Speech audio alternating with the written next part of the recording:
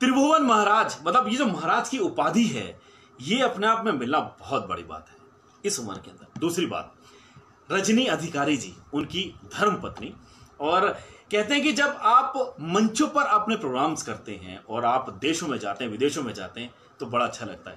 अब हमारे साथ हमारे आज के मुख्य अतिथि, दोनों के दोनों पति और पत्नी त्रिभुवन जी और रजनी जी जुड़ चुके हैं। हेलो हेलो, त्रिभुवन जी, मेरी आवाज आ रही है? नमस्कार मनीष। नमस्कार नमस्कार त्रिभुवन जी, कैसे हैं आप? मेरी आवाज आ रही है आपको? बिल्कुल loud and clear. Very good, आपका बहुत बहुत स्वागत आप दोनों का हमारे शोज में। नमस्कार। Thank you so much. मेरा तो सौभाग्य आज आप लोगों से बात करने का।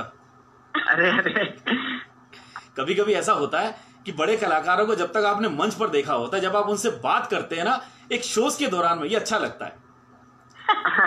अच्छा, अभी बिल्कुल बिल्कुल थोड़ा सा, लेकिन अब मैं सुबह से सोच रहा था ये सवाल आपसे पूछूं, तो मैंने कहा चलो शोज में पूछ लूंगा जी। आजकल नई नई डिशेस क्या तैयार करी जा रही है इस लॉकडाउन के दौरान में? लोग कह रहे हैं म्यूजिक तैयार कर रहे हैं, मैं पूछ रहा हूँ खाना क्या तैयार हो रहा है? जी जी बिल्कुल, आपने बिल्कुल सही कहा। इस लॉकडाउन ने हम आर्टिस्ट्स को या और भी जितने भी लोग हैं, हाँ। हमारे अलग अलग फील्ड में काम करने वाले लोगों को घर के सारे काम सिखा दिए हैं। हाँ। और पिछले शुरुआत में एक्चुअली जब एकदम लॉकडाउन जब शुरू हुआ था, हाँ। उस समय बहुत जोरों में ये ट्रेंड चला था कि भाई आपके घर में क्या बन रहा है। तो सब जितने भी बेचारे टूटे फूटे शेफ थे, सब एकदम अपने किचन में जुट गए और नई नई डिशेस को उन्होंने क्या कहते हैं इजाद किया। और जो डिशेस नहीं बनानी आती थी तो हम लोग तो वेजिटेरियन मोमोज से लेके पिज्जा से लेके डेल्गोना कॉफी से लेके पता नहीं क्या क्या बना डाला हम लोगों ने भी। तो रजनी जी, आपने ये झाड़ू और पोछा हाथ में थमाया नहीं थमाया? झाड़ू और पोछा तो काफी दिन तक थामना पड़ा। हाँ, क्योंकि लॉकडाउन है और कोरोना का इतना मतलब खतरनाक समय चला, तो उसमें तो घर में बस खुद ही काम करना। सब अपने हस्बैंड से खाना बनवा रहे हैं और खुद झाड़ू पोछा कर रहे हैं। बस मिलजुल के ही सारा काम चल रहा है। मतलब आराम की जिंदगी देखो कि हस्बैंड खाना बना रहे हैं और पत्नी आराम से बैठ के खा रही है। नहीं, पत्नी झाड़ू पोछा लगा रही है। अच्छा, कभी कभी ऐसा हुआ है कि हाथ में झाड़ू हो और पोछा हो और पता चला कोई एक उस समय दोनों की बंदिश चल गई हो और समय तो आपने झाड़ू वाड़ू छोड़ो, पहले बंदिश सुनो आप ये। बिल्कुल, मैं आपको बताता हूँ। जैसे मैं और रजनी है, I am a Kathak dancer, Rajni is a Bharatanatyam dancer.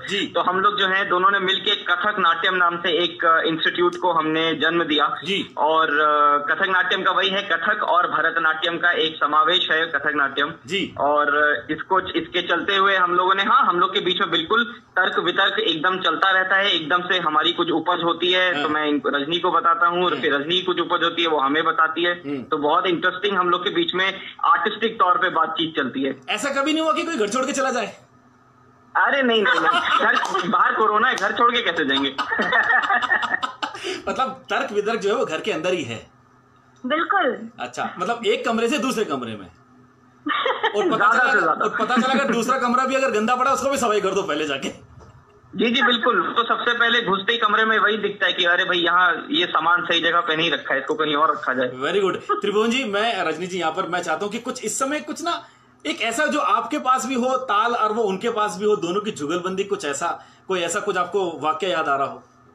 अरे वाह वाह, जी बिल्कुल। हाँ, अभी कुछ समय पहले, लॉकडाउन से पहले जब बड़ा अच्छा समय चल रहा था हम सबका, उस समय जति आरोहण नाम से हम लोगों ने एक छोटी सी कॉम्पोजिशन बनाई थी जिसमें common grounds between Kathak and Bharatanatyam में क्या क्या हो सकता है। तो कथक में जातियां होती हैं, भरतनाट्यम में उसी को हम जति बोलते हैं। तो वैसे तो 5 जतियां होती हैं जिसको हम बोलते हैं भाई तिश्र, चतुश्र, खंड, मिश्र, संकीर्ण। तो इसमें हम लोग ने क्या करते हैं हम लोग कि भाई अभी तो सारी जतियां सुनाने का तो समय है नहीं, इसलिए मैं आपको सिर्फ तिश्र में कुछ सुनाता हूँ। और पहले रजनी सुनाएंगी, उसके बाद मैं आपको सुनाऊंगा। जी चलिए रजनी जी सुनाइए। चलिए शुरू करते हैं। तीसरे में एक तीरमानम है, बहुत ही अच्छा सा, बहुत प्यारा सा, जो मेरे गुरुजी द्वारा रची गई है। तो उसी को सुनाती हूँ। कुछ भी गलती हो तो उसके लिए पहले माफी चाहती हूँ। मुझे तो कुछ नहीं आता।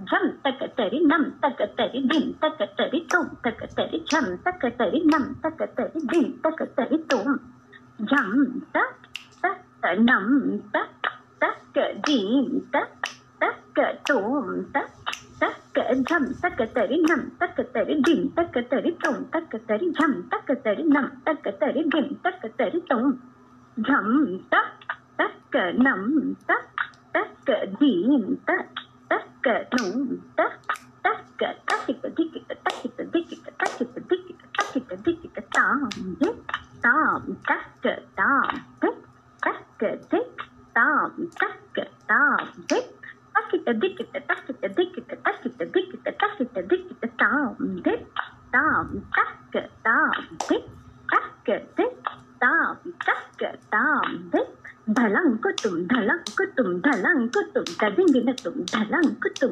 धलंग कुतुम धलंग कुतुम तदिंगे न तुम धलंग कुतुम धलंग कुतुम धलंग कुतुम तदिंगे न तुम ताकित देकित ताकित देकित ताकित देकित ताकित देकित ताकित देकित ताकित देकित ताकित देकित ताकित ता धान धगत धागे दिन दिन धागे दिन दे देगिन नगिन देगिन नगिन ताकित तान ताकित ता कथक ताकित देग नग देग नग ते कता न धा कृदा ते दा कृदा ते दा कृदा ते धा ता न दा कृदा ते दा कृदा ते दा कृदा ते धा ता न दा कृदा ते दा कृदा ते दा कृदा ते धा ता न धा।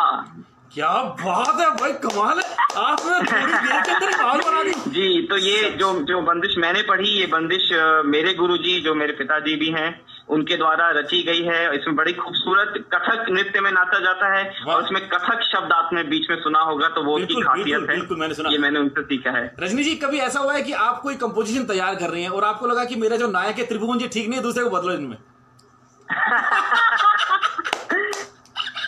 ऐसा कभी होता है? ऐसा शायद कभी कभी होता है। बहुत हाँ कभी, मतलब लेकिन ये है कि जैसे आप सोचते हैं कुछ भी दिमाग में, जब कुछ बनाते हैं तब ऐसा होता है कि शायद आप कहीं ना कहीं सपने की दुनिया में ही होते हो। एक कल्पना जो होती है ना दिमाग में, आपकी आंखें बंद और आप कहीं और। Very good. तो उसमें घर वाले बहुत कम दिखाई देते हैं, सच बताऊं तो। बहुत सुंदर। लेकिन आज सच में मतलब मुझे आप दोनों से बात करके ये जो आपने अभी सुनाया ना, वो क्या कमाल लगा। मतलब मेरी तो कहते हैं ना आत्मा मंत्रमुग्ध हो गई है।